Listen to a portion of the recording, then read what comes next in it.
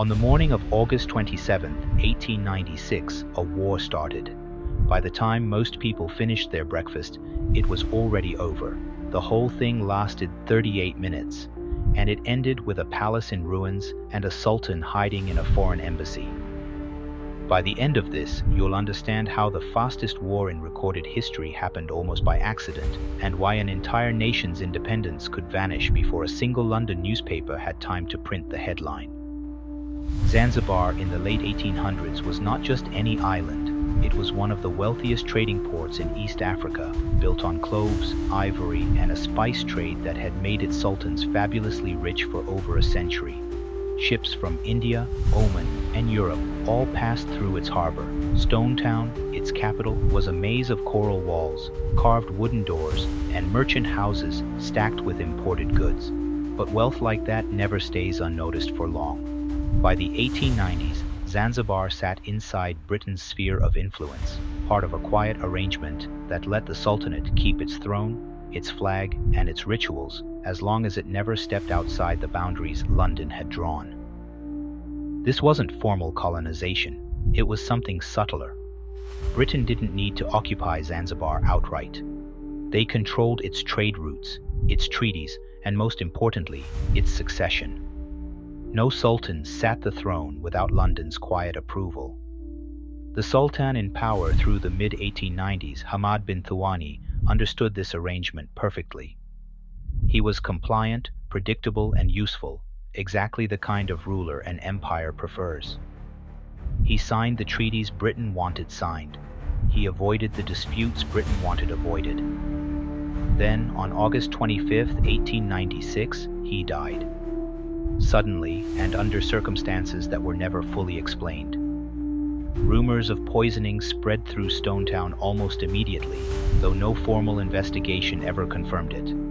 What mattered more than the cause of death was what happened in the hours after. Before I tell you what happened next, take a guess. Drop it in the comments. How long do you think it took for someone to claim the throne? The answer is almost no time at all. Within hours of the Sultan's death, his cousin Khalid bin Bargash moved into the palace and declared himself the new ruler of Zanzibar. He did this without waiting for British approval, without consulting the British consul, and without following the succession process London had quietly enforced for years. To Khalid, this may have felt like reclaiming a birthright. To Britain, it looked like something far more dangerous, a precedent. If one sultan could seize power without permission and get away with it, the entire architecture of indirect control across the region could start to crumble. The British consul in Zanzibar at the time, Basil Cave, wasted no time. He sent an ultimatum almost immediately, demanding Khalid vacate the palace and abandon his claim to the throne. Khalid refused. What I'm about to tell you next explains why this refusal turned a political disagreement into the shortest war ever recorded. Khalid was not naive. He understood that defying Britain carried serious risk. So he began preparing the palace for a potential confrontation. He gathered roughly 2,800 men, a mix of loyal palace guards, armed civilians, and slaves who had been promised freedom in exchange for defending the throne. He positioned artillery pieces, some of them gifts from past sultans, aimed toward the harbor, and he anchored the royal yacht, the HHS Glasgow, along with two smaller vessels, as a last line of naval defense. To Khalid and his supporters, this must have looked like a credible fortress. Thick coral walls, cannons, men willing to fight. What they didn't fully grasp was the gap between 1890s palace artillery and the modern naval firepower Britain was about to bring into the harbor. But here's where it gets strange. Britain didn't send negotiators. They didn't send a diplomatic delegation to talk Khalid down. They sent warships.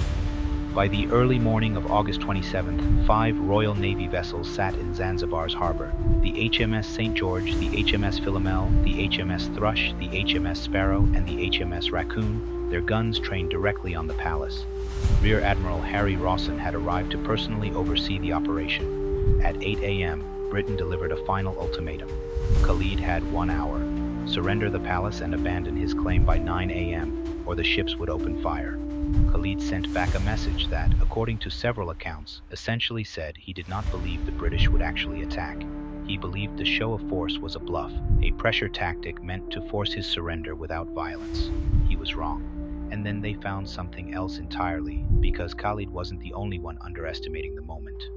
Foreign observers gathered on rooftops and terraces across Stone Town to watch, treating the standoff almost like theater, uncertain whether the British would truly fire on a sovereign palace in broad daylight. This wasn't just unusual. This was about to become one of the most one-sided military engagements in modern history. At exactly 9:02 a.m., 2 minutes past the deadline, the British ships opened fire. The bombardment was devastating and immediate. Within the first few minutes, shells tore through the palace's wooden defensive structures. The artillery pieces Khalid had positioned were destroyed before they could return effective fire. A fire broke out inside the palace complex, spreading quickly through the older wooden sections of the structure. The royal yacht HHS Glasgow, moored in the harbor as a defensive asset, was struck and sunk within minutes, its flag still flying as it went down. The two smaller vessels alongside it were disabled almost as quickly. Khalid's flag, the visual symbol of his claim to the Sultanate, was shot down from its pole roughly 20 minutes into the bombardment. By most accounts, this moment effectively marked the end of any organized resistance inside the palace. The human cost was staggering in its imbalance. Approximately 500 of Khalid's men were killed or wounded during the bombardment, many of them the palace guards and civilians who had gathered to defend a claim that never stood a chance against modern naval artillery. On the British side, there was a single casualty, a sailor aboard one of the ships who suffered a non-fatal injury. At 9:40 a.m., the guns fell silent. The palace was in ruins, smoke rising over Stone Town's rooftops. The engagement had lasted 38 minutes, a figure later verified and recorded by the Guinness Book of World Records as the shortest war in recorded history. Khalid did not stay to negotiate the terms of his defeat. During the chaos of the bombardment, he slipped out through a rear exit of the palace complex and made his way to the German consulate, the one significant foreign power in the region without a direct territorial stake in Zanzibar's crisis. Under the diplomatic protections of the time, British forces could not forcibly remove him from foreign consular grounds. He would spend weeks under German protection before eventually being smuggled out of Zanzibar entirely, spending years in exile in German East Africa before his story took several more turns involving capture and eventual British custody decades later. But his brief reign as Sultan was finished within that single morning. Britain moved with the same speed installing his replacement as they had in destroying his claim. Within hours of the ceasefire, they installed Hamud bin Mohammed as the new Sultan, a ruler far more compliant with British interests than Khalid had ever intended to be. The new Sultan would go on to formally abolish slavery within Zanzibar's territory the following year, a policy shift that served British political interests as much as any humanitarian goal.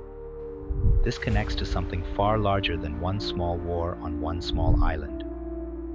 Across the colonial world during this era, nations that looked sovereign on paper, with their own flags, palaces, and royal bloodlines, were frequently just theater. Structures maintained only as long as they served the interests of the empire controlling them from a distance. The moment that arrangement was tested, the mask came off in minutes. Here's the detail almost nobody talks about.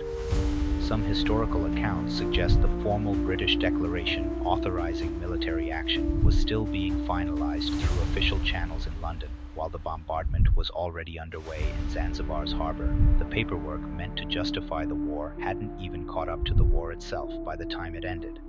That's not a war fought over deep ideological conflict or contested territory.